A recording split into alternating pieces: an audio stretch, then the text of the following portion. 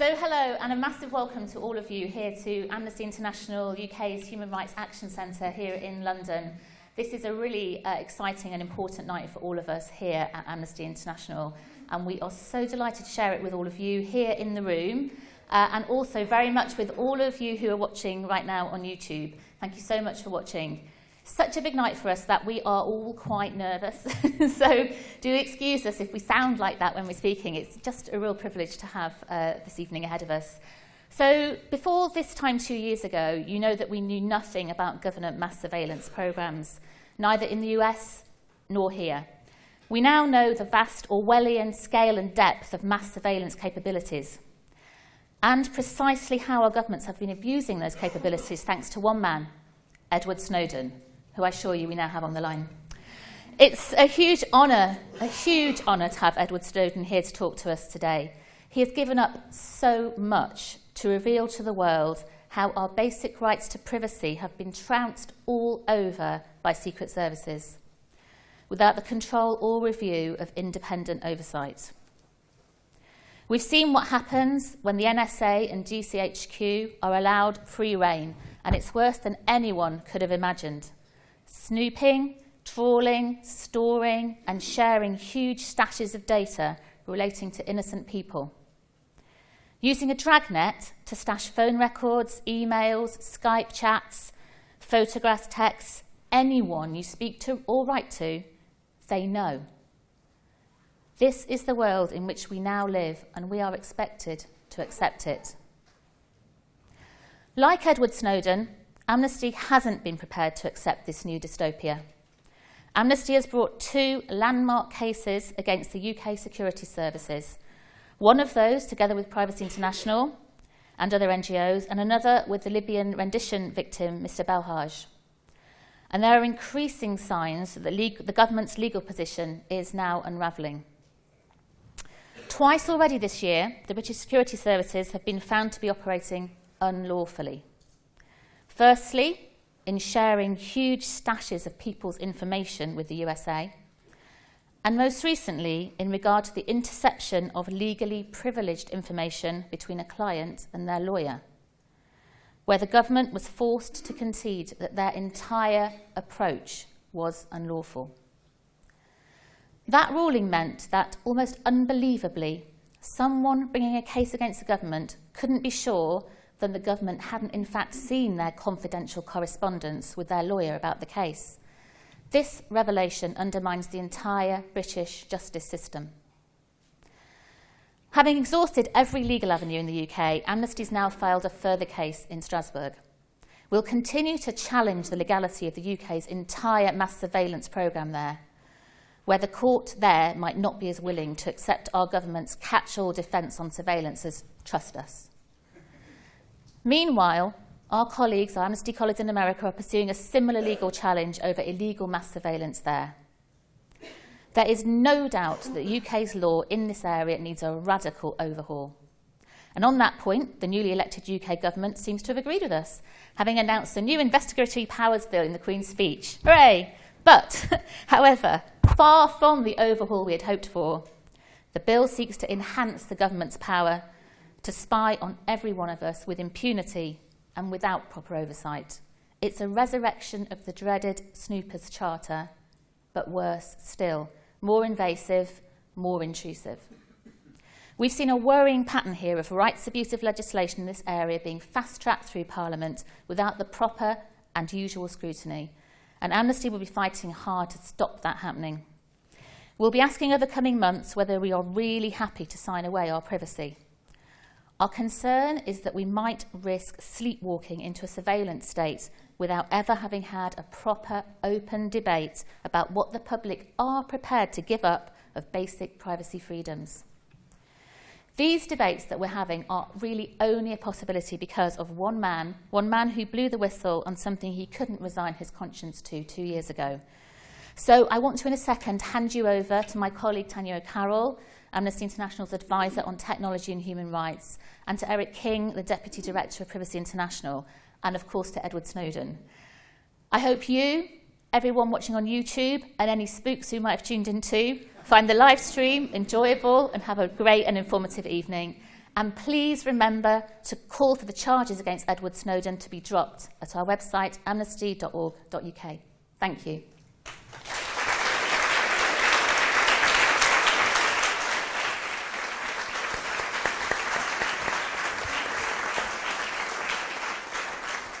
Good evening, everybody. My name is Tanya. Thank you so much. Just reiterating, Kerry, thank you so much for being here today.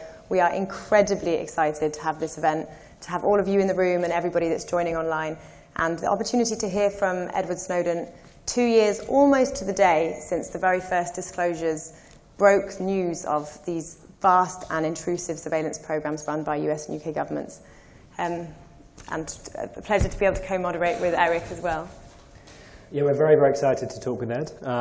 This is a particularly exciting week as we're expecting the new government's legislation imminently. It might be this week, it might be next. We have yet to be seen.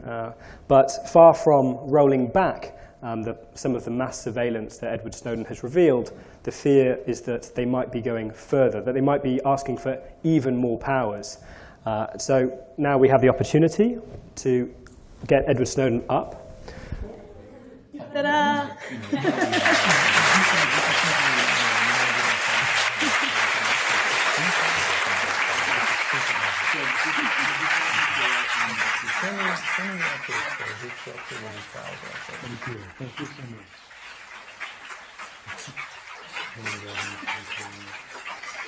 Does it ever get embarrassing, Ed?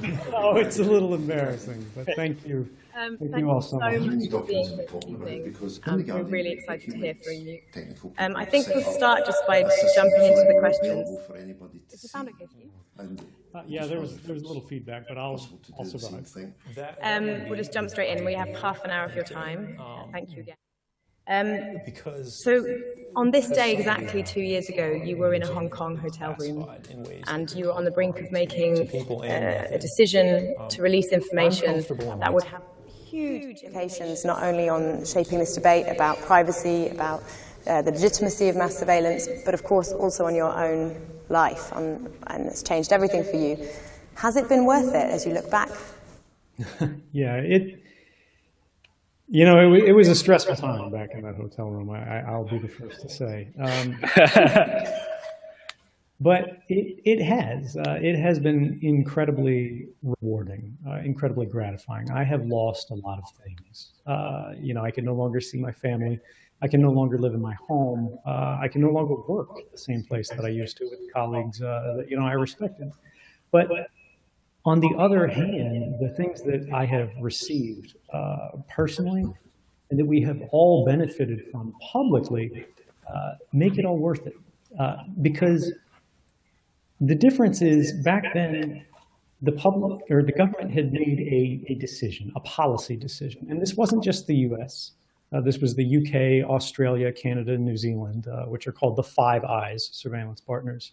But also many other governments around the world that thanks to sort of advances in media, thanks to the increased level of communication among activists online, lawyers, people who are working in defense of civil rights and basic liberties around the world, that it's time to sort of push the public away from the table of government. They took our seat away and they closed the doors and they decided that we'll begin making the decisions for you. And while we haven't, won that fight, we have made progress since then in an extraordinary way. Papers around the world have published stories about serious government abuses that were violations of law, that were violations of rights. We've seen courts stand up and strike down these programs as illegal, as unlawful, or never permissible in the first place. In fact, the UK itself is an extraordinary example of that. We have the Intelligence Investigatory Powers Tribunal, which I believe in 15 years never ruled against the intelligence services once. But in the wake of some pretty talented, I think, civil liberties organizations in the United Kingdom, they brought a case in the wake of these disclosures, and for the first time ever, they won. That's the difference that transparency makes. That's the difference that society makes. The difference is that we get a different quality of government when they're accountable to the public. It's not that every intelligence agency is evil. It's not that these programs are terrible and they are They never do any good at all. We want to have some level of intelligence gathering. We want to be able to investigate criminals. We want to be able to respond to military threats. But that's a very far cry from watching everyone in society, without regard to their guilt or innocence, to the mass surveillance of entire populations rather than individual people. And that's something that, if we decide to go in that direction, were that ever allowable or legal in the first place, which I would argue it's not, that is fundamentally a decision that the public has to make, not just some official behind closed doors.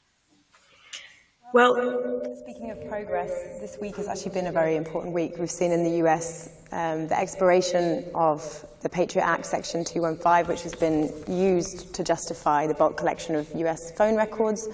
A lot of people say that that would never have happened if it hadn't been for your disclosures. Many people have welcomed it as a major step forward. But there's also questions as is this really a reform? And in fact, we've been taking some questions on Twitter today, and at A Cog of Change asks, are people being overly optimistic? It's important that we look at this in the right way, which is that when we think about Section 215 of the Patriot Act, which for those who are not Americans and are not familiar with the minutiae of intelligence regulatory law, this was a fringe provision, originally called the Library Records Provision, by activists who tried to prevent it and failed, who said that this was overly intrusive, it was invasive, and the government would abuse it. The government at the time claimed that was not the case. This would never be used to get ordinary people's records. It would only be used for investigations that were relevant to terrorism, and because of that, we shouldn't have worried about it. Now, the problem was they did abuse it. And no one in the country knew, including the vast majority of the Congress. Only the so-called Gang of Eight, sort of the highest and most compromised officials in government, were briefed on this. The individual official who actually authored the law of the Section 215 of the Patriot Act, Section 215, said that no fair reading of the law could possibly mean what the NSA claimed it did. And yet that's exactly what happened. Now, the difference is, now that we know about this, courts have ruled it unlawful. They've said that despite the fact that it's been operating since September 11th, from the very first day, it was against the law. It was a violation of basic constitutional rights. The White House did a classified investigation of it, and they found that it had never stopped a single terrorist attack. And this, remember, is not from activists. These aren't for people who are against surveillance. This is from the White House, the United States president, who oversaw this program, who is culpable for the operation of this program, and who has every incentive to vindicate it and say, well, no, we're not understanding this. It's actually much more valuable than it is. In fact, they said it never stopped anything at all. And so it stopped. And people go, all right, well, we struck down this program. By the way, this was the very first story that was ever published by journalists from the National Security Agency's classified records. This was the first classified record or evidence we ever saw about mass surveillance. And I think it is meaningful, it's important, and actually historic that this has been repudiated not just by the courts, but by Congress as well. And the president himself is saying that this mass surveillance program has to end. But when we think about optimism, and people go, is the fact that we've lost this one surveillance program, which everyone agreed was illegal and ineffective, is that enough? Is that the change we need? Is that everything that's going to happen? And of course, the answer is no. It's not enough. It's a first step, and it's an important step. But when we think about the victory that this change represents, that the striking down of this law represents, that the rejection of this law by the legislature represents, it's not about the law at all. It's not about the sunset of the Patriot Act. It's not about the passage of the USA Freedom Act, which is a reform law expected to pass, which will basically prohibit this similar kind of operation. It's not about anything that we've struck down. It's about the fact that despite the reality that this program was considered ineffective and illegal by every branch of government, spies, security agencies, and their representatives in Congress argued that it should remain. They said, but terrorism. They played the terrorism card. They said, people will die if we lose this program, despite the fact that the court says that's never been the case, despite the fact that the White House says that's never been the case. We need to keep it anyway. And yet, for the first time in 40 years of US history, since the intelligence community was reformed in the 70s, we found that facts have become more persuasive than fear. For the first time in recent history, we found that despite the claims of government, the public made the final decision, and that is a radical change that we should seize on, we should value, and we should push further. I think that's one of the things so interesting about the 215 debate is that here we're still only scratching the surface at how they might be using that power. There was a really interesting debate between Michael Hayden, who used to be the director of NSA, and the principal technologist at the ACLU, Chris Seguin, discussing 215 and the other purposes to which it might be being put. And I think that's what's so kind of fascinating to look at what's happening in the US versus what's happening here. We still don't know in the UK whether or not GCHQ, the intelligence agency here, operates a program in a similar way to 215. And so one of the questions I had, Ed, is that in the film that everyone's very fortunate to be able to go and see at the moment, you say in this great scene, and I hope I'm not spoiling anything coming up. Don't. But one of the things that you say is that Ewan McCaskill brings up GCHQ, and there's this look on your face, and you kind of say, oh boy, woof, they're the worst. What do you mean by that? Well, what I mean by that is the fact that, you know, we've seen this, again, in the United States, we have a secret rubber stamp court called the Foreign Intelligence Surveillance Court. In 35 years, they've received 35,000 requests for government surveillance, and they'd said no precisely 12 times. In the UK, you had the Investigatory Powers Tribunal, which is similar. It's a secret rubber stamp. Basically, it's not even a real court, but it pretends to be a court that's supposed to regulate and restrain intelligence agencies. And so prior to these disclosures, they had never once ruled against the government. And we ask, so why is the UK government so secretive? What are they so afraid of? Why are they hiding so many things from the government, particularly when these programs are ineffective? And, you know, they would argue that, well, if these programs came out in the public, it would risk our capabilities. It would risk people's lives. You know, we would lose soldiers, we would lose capabilities, terrorist attacks would occur. But that's what they say publicly. When we look at what they say privately, we actually saw something very different, which this is a story reported by The Guardian from classified documents, not from the US National Security Agency, but from the British Government Communications Headquarters, that says what they actually feared from public disclosure was not the loss of lives. It was not damage to national security. It was what they called, quote, a damaging public debate. That if we, the public, knew about this, we could bring legal challenges against these violations of our rights, and we could succeed. And that would be embarrassing to reputations and things such as that. Now, this is something that these sort of challenges, these tensions between the government and the public, the need for information can never be resolved by a spy agency. You know, they can never be resolved either by an individual citizen. Really, this is the role that a free press plays in our society. And unfortunately, one of the challenges in the sort of post-2013 era of national security reporting is that in the United Kingdom, only one newspaper is actually interested in reporting on the operations of the intelligence services, and that's The Guardian. Other newspapers such as the Daily Mail, the Telegraph, and so on, they have, instead of trying to find out what the truth is, what the actual operations of the programs are, or developing sources within the intelligence community at the working level to tell them the truth of programs, such as Section 215 in the United States. What is the analog for the British GCHQ? You know, what is MI5 doing to collect British citizens' phone records, banking records, travel records, so they can presumably, you know, track down terrorists or threats to society's stability or whatever they're calling it in a given day. And rather than doing that, they're simply calling the government and saying, well, what's going on? And the government goes, oh, nothing dangerous. It's all right here. It's fine. It's above board. And they write it up and they put it down on their paper. And the question is, how do we change that dynamic? And I've seen a number of indications from specialists, from people working in defense of civil liberties online in the United Kingdom, throughout Europe, and around the world that have found that the government in the United Kingdom is actually trying to reform the laws in a very negative way. Rather than preserving civil liberties and expanding the domain of our rights. They're trying to limit it, and they're trying to do it in secret without the notice of the public and without the engagement of the press. Recently, there was a draft change of law suggested in the UK on something called the Equipment Interference Code, which is a euphemism for hacking. This is talking about computer hacking. And the British government decided that it wanted to claim for itself, and this is through a procedural change, not even through an up-down vote. They don't want to have a democratic debate. They simply want to change the law that allow them not only to hack anybody's computer, but to hack people's computer who are not intelligence targets at all.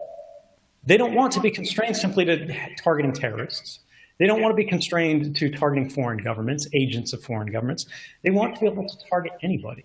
The systems administrator who works at a telecommunications provider, an engineer who works at Google or Facebook, anyone who can give them to access that they think is interesting, regardless of whether it is morally or legally appropriate. And so I would ask the both of you, as people who live and work in the UK on these issues, what do you think we can do to change these? What is the plan for reforming these and sort of holding the government to the account, not just of the law, but the account of the public? Well, $1 million question. I mean, the code that you highlight there, we only found out about that. The government was only forced to even bother to rush out this code. One, because of the documents released by Ed. And then a year later, when we at PI sued GCHQ, we said, we don't think you've got any legal authority to conduct these kind of hacking activities. We looked through the statute books, we flicked through, and we tried to find the bit that talked about government hacking. We tried to find the bit that said that they could remotely switch on the microphone on your mobile phone, that they could activate the webcam and to take photographs of you. And we couldn't find it. So we took this case last year, and two things have happened in this last year. The first is that the government have introduced this draft code of practice. They've called it equipment interference because they don't like talking about hacking. Hacking is something that the bad guys do. What they do is they interfere with equipment. Very, very different. Same way they don't do mass surveillance, they do bulk interception. Radically different. Radically different. So that's the first thing that they've done. And they've introduced this not as primary legislation, not something that our parliament gets to properly debate. Instead, they introduced it as a code of practice, an add-on to the legislation, as it were. And the second thing that they did, which we only found out about 2 weeks ago now, is that we have a law that criminalizes unlawful hacking. So if you want to come and hack me now, that's an offense, right? You can't do that. The same law applied to GCHQ. If they want to come hack me, they were not allowed to do so. And this was our case. We said, look, you're breaking the law. You don't have any authority to do it. And second of all, you're committing a criminal offense in doing it anyway. So we thought we were on pretty solid ground. Until a day before court, the day before, we get notified by the government that they've changed the law. The Computer Misuse Act, the thing that criminalizes their activity, had been amended. They'd snuck it into the Serious Crime Bill. In the explanatory notes of the legislation, they make no reference to it. The parliamentary debate doesn't talk about it because no one knew that this was the implication of the change. So we're fighting a really, really long fight here. Even when we're taking them to court, they're moving the goalposts pretty quickly. But we shouldn't be disheartened by this. To me, this is a sign that we're now having an opportunity to do something about this. 2 years ago, we couldn't have even talked about it. It's taken Ed to blow the whistle here. It's taken our courts to begin to bite on it. It's moved our parliament to try and consider this. And now we've got this new legislation, the Investigatory Powers Bill. They're saying they need more powers. They say they don't have enough of our data. I mean, Ed, as someone who's looked through our data, what do you think? Do you think they've got enough? So I have used systems of mass surveillance personally. I was an NSA analyst in Hawaii who had access to a system called XKeyscore. which is basically where all the products of mass surveillance that are related to, for example, computer-to-computer communications, everything you do on the internet, everything you type into a search engine, every email you send. X keyscore is where it ultimately gets sort of filed into, so people can run their hands through it. And as I'm running my hands through this every day, the way it works is you've got basically a buffer of internet communications. It's sites to site around the world that are at telecommunications providers. When you send an email to your mother, you don't send it over a line that you own. You don't have a cable running from your house to her house. So it has to go through somebody else's infrastructure. And the problem is governments realized that this was a massive vulnerability for everybody in society, where they could go, we're having trouble understanding what people are doing, and we'd like to know what they're doing. We'd like to know what everybody is doing all the time. Is there anything we can do about that? And they found out that it would be really difficult to listen to everybody's phone calls, to read everybody's emails with human eyes and human ears. So what they did was they went about devising a program, algorithms, computer systems that could do this for them procedurally, automatically. And the global sort of surveillance system that we have today is the system of this. And what's interesting is even the systems that are operating in the United Kingdom are often designed by the national security of the United States. So you're getting US spy equipment put in your country, and your government simply trusts the NSA to give them something that doesn't have a backdoor, that they won't abuse, that they won't use against the United Kingdom, for example. But even if they didn't, when you think about all of those things that are going over those lines all the time, it's not just you writing to your mother, it's not just you calling your therapist, it's not just you sending a text message to the person that you love or you sleep with. It's everything about everybody. And the government would argue that, well, because they're not listening to your phone call, they're simply intercepting it, they're making a record of it, they're making a note of everything that you're doing during the day, who you call, for how long you called them, where you traveled, what cell phone tower that your cell phone handset was connected to at your office, when you were sitting in your driveway, when you were sitting on the bus. All of this stuff is harmless. There was an argument that would say it's just metadata. But we know that's not the case because the director of the National Security Agency, former director, said we kill people based on metadata. And he's right. That's how we target our drone strikes. We don't have somebody on the ground looking at whoever we're shooting at. Rather, we fire at a cell phone that sent a text message or something like that we don't like, that we assume is held by somebody else. The problem is that cell phone may have been held by a bad guy a week ago, a day ago, a month ago, a year ago, but then they could have given it to their child, they could have given it to their neighbor, they could have left it in town when they went somewhere else, because these are poor areas where they typically share things like that. And further on the metadata thing, a key point is people go, well, metadata by itself is harmless, it doesn't say that much, even though we use it for bad things. But the top lawyer of the National Security Agency, a man named Stuart Baker, said, metadata tells you absolutely everything about somebody's life. If you have enough metadata, you don't need enough content. And he's absolutely right. The way this works is that metadata is a proxy for content. You can reconstruct the activities of someone's life simply from the signaling events, when you call, where you go, what you do. And it's important when we've been, it's been 2 years, people don't really have a good understanding of what exactly was revealed. There were so many stories in the newspaper that were so complex that people didn't really understand what it all meant. And we had things that were easier to understand. For example, like the Prism thing, which is where all of the corporate logos on the top there that you see, Google, Facebook, Yahoo, Apple, all of these guys, they began working for the government rather than working for their customers. And providing not just the metadata of your communications, but the content as well, what you actually sent in email.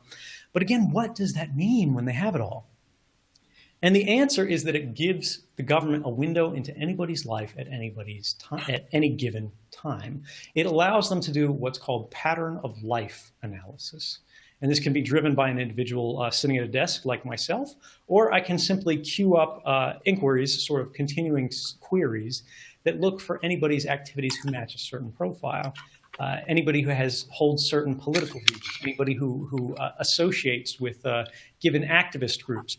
And what's interesting is that we see that the government isn't simply watching what we would consider violent radicals, jihadists, Islamists, things like that, who are known to be associated with violence. It can simply be people whose views they think are too extreme, or they're not moderate enough, or even issues that they can't predict may become radicalizers in the future, such as climate change. So the question is, do we really want the government watching everybody all the time? And I would say, even if you think there is some benefit there in terms of intelligence gathering, in terms of surveillance, watching our adversaries, you have to remember the fact that we have a proven history now that these programs are not effective in the United States. We're a little bit ahead of the game because we've had this. We've had the Boston Marathon bombings, for example, where the United States government knew who these individuals were in advance of the attack. They were already identified and known to the intelligence services. But despite the fact they were watching everybody in the country, they didn't thwart the attack. And the question is why? The answer there is because when you have individuals like me who are ultimately responsible for this, going into a desk every morning and trying to search through the world's communications from the previous day, the previous week, the previous month, you realize very quickly that if we collect everything, we understand nothing. And if we don't reallocate our resources in a targeted way, in a specified way, in a way that's based not on simply watching everybody without regard to guilt or innocence, but based only on a probable cause to interfere, to intrude into their privacy based on the expectation, an evidence-based approach, an articulable suspicion of criminal activity, we find that we're spending resources for no benefit in terms of public safety and a real cost in terms of freedom and liberty. I mean, the picture that you paint is absolutely daunting, and I think anytime anybody hears you talk about it, it really brings these issues home as to why it really does matter. The problem is that it also sounds very complex, and it can be quite abstract, and it can feel very far away from ordinary people's lives when they are picking up their cell phone, when they are sending an email. They're not picturing an analyst on the other side actually reading that content. And in the questions that we had coming in on Twitter, a number of people raised this, and you've certainly heard the argument before, but for example, Immigrant 6 asking, some people think they're ordinary and they have nothing important for the government to look at, and why should they be bothered? And I do think that question is key to why in the UK especially, shifting this debate has been difficult. It's a very important question. I'm glad you asked, because this is something that a lot of people struggle with when you're trying to talk to a friend about this, and they go, well, I don't care because I don't have anything to hide. I'm not doing anything wrong. First off, that's an argument about privilege. It's a misunderstanding of rights. You go, because of the fact that the right is not particularly valuable to you at a given time, because you are not threatening, you are not interesting, that it's not valuable for anybody. And also that it's not valuable for you, because you have no idea how the laws are likely to change in the future. You have no idea how the social norms are likely to change in the future.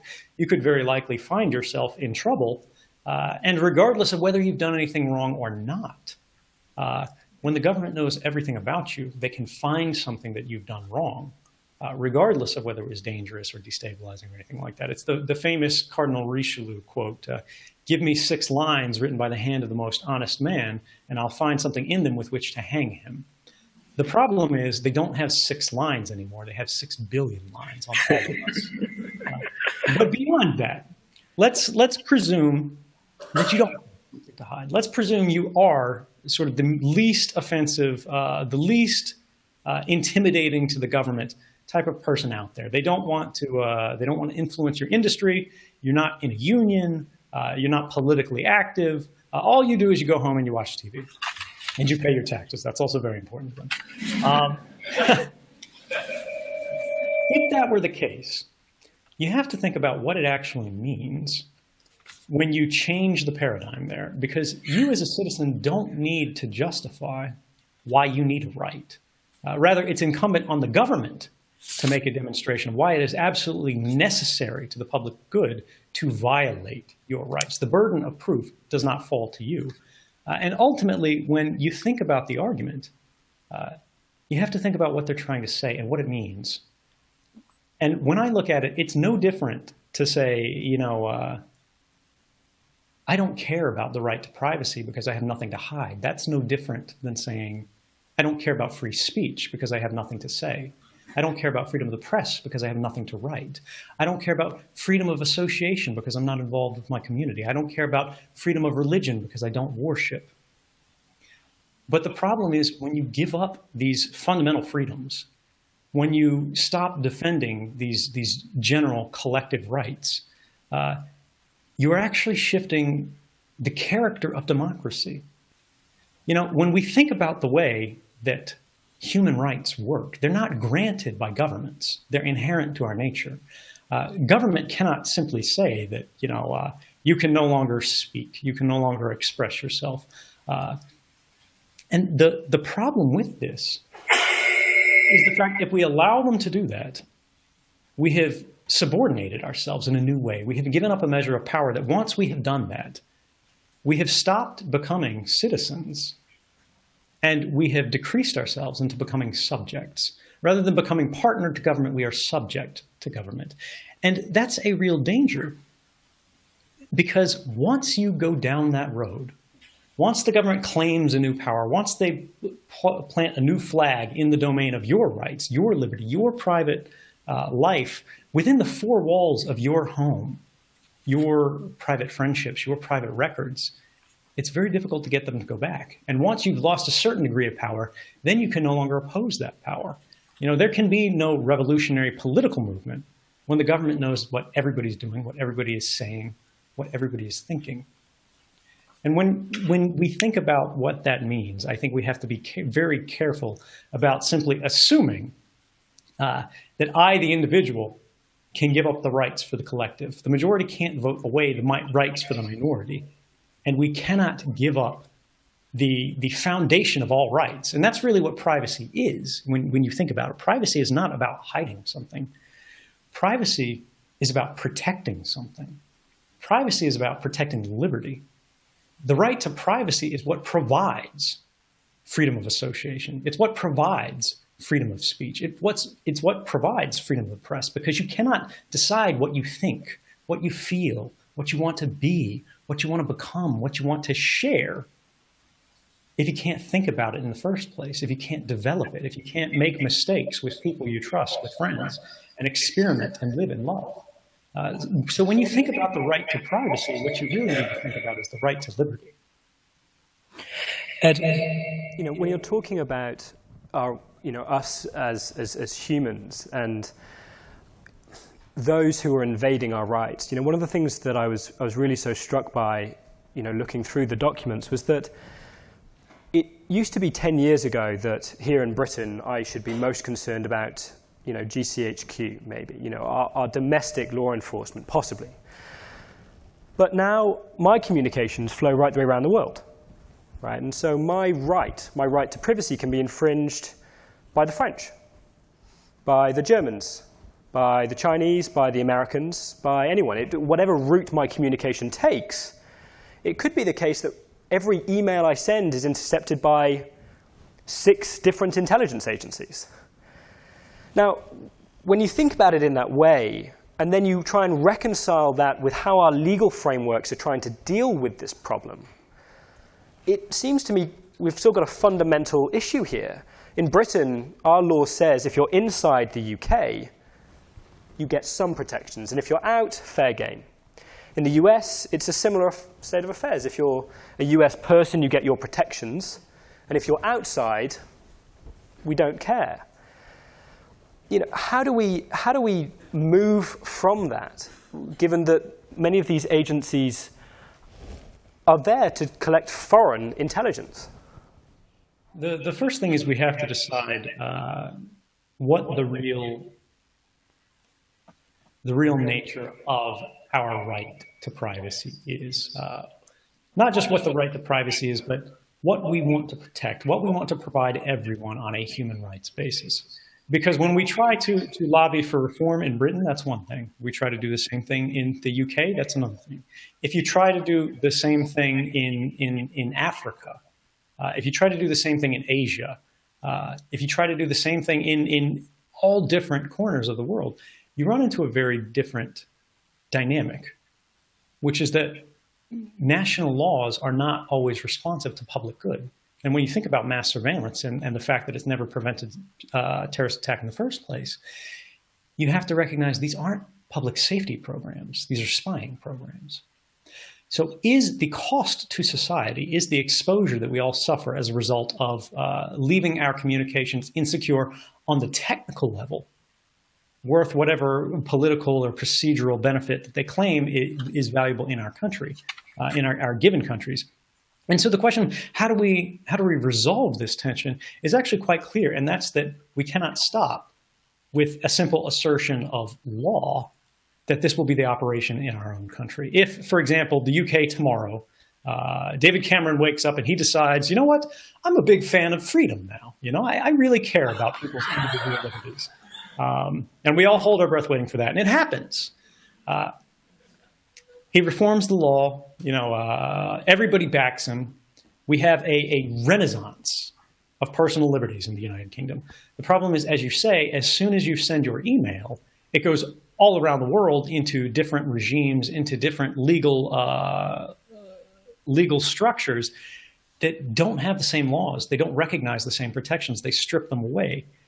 What you have to do is find that thanks to advances in technology, we can now assert our rights through new means.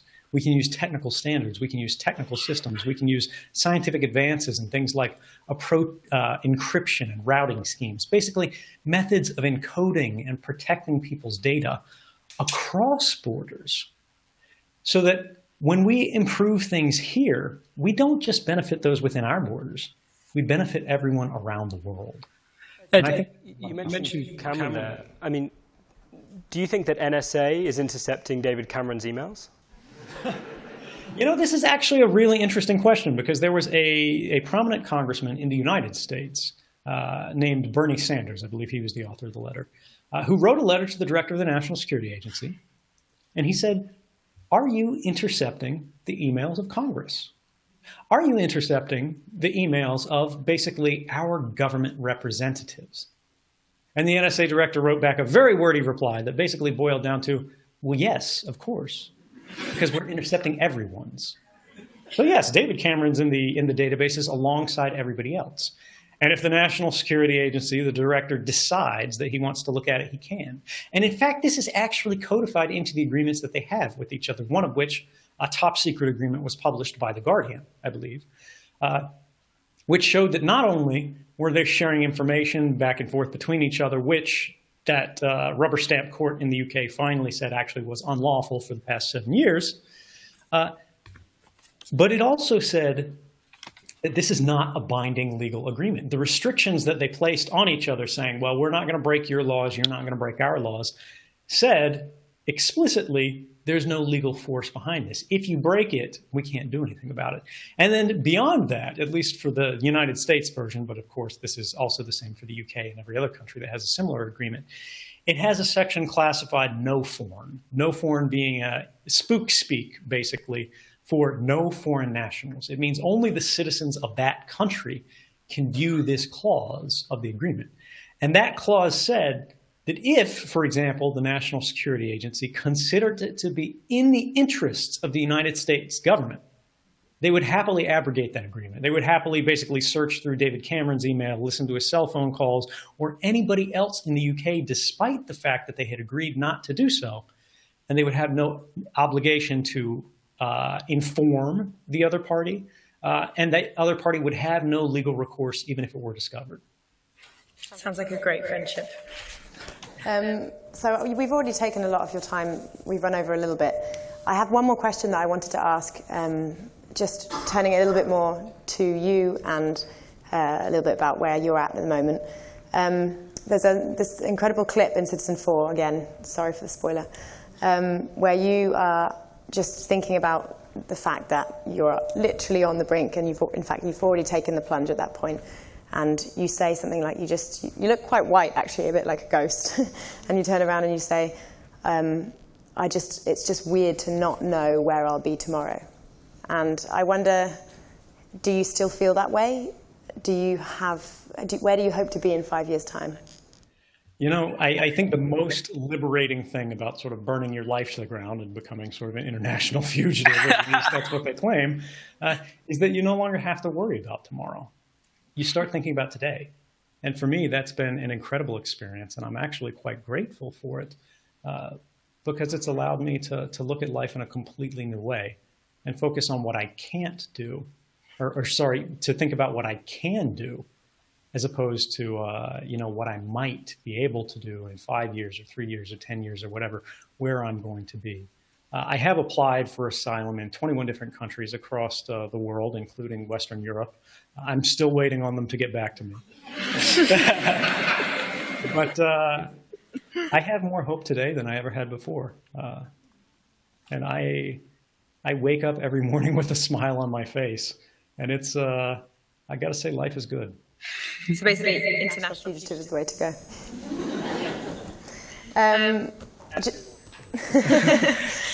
So alongside the hundreds of questions that we received on Twitter, I just wanted to let you know that we also received tens and tens and tens of people saying, just please thank Edward Snowden, because of course in the disclosures that you made affected the rights of every single one of us in this room, every single one of us listening online. And we all have a debt of gratitude for the courage that you showed and the fact that we now have the knowledge to hold our governments to account on these issues. So I wanted to let you know that there was a kind of outpouring of solidarity, and that Amnesty International, as you already know, are working on your case, and we will continue to work on that. We'd like to see at least a few of those 21 countries offer you asylum, and we'd like to see a few of the other ones help you get across the world to the countries that would offer you asylum. But most importantly, of course, we want to see that the charges that are hanging over your head, that are wholly illegitimate charges and completely politically motivated, dropped, and that, if there's any vindication of your actions, it's this week with the legal reforms in the States, last month with the court ruling. The actions that you took as a whistleblower have directly led to huge changes, and that should be recognised. And Amnesty will continue to campaign on your case until we see you go wherever you want to go as a free man. Well, thank you. Thank you.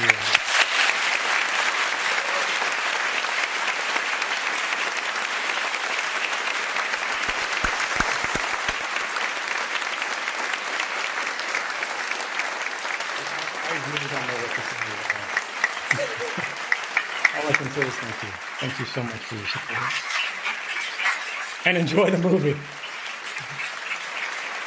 Thank you so much.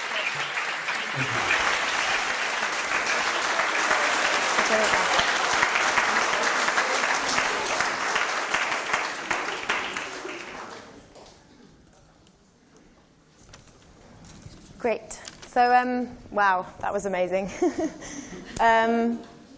So just to sort of wrap up this section of the evening, we've obviously got a program that will continue. Thank you so much for joining us, everybody who is online. We're going to end the live stream at this point, but thank you for tuning in, and it was really wonderful that we had people all around the world watching. Next up, we are going to have the screening of Citizen 4, and we'll be hearing from Jess Search, who's the executive director of BritDoc, and they've been behind the incredible and powerful documentary made by Laura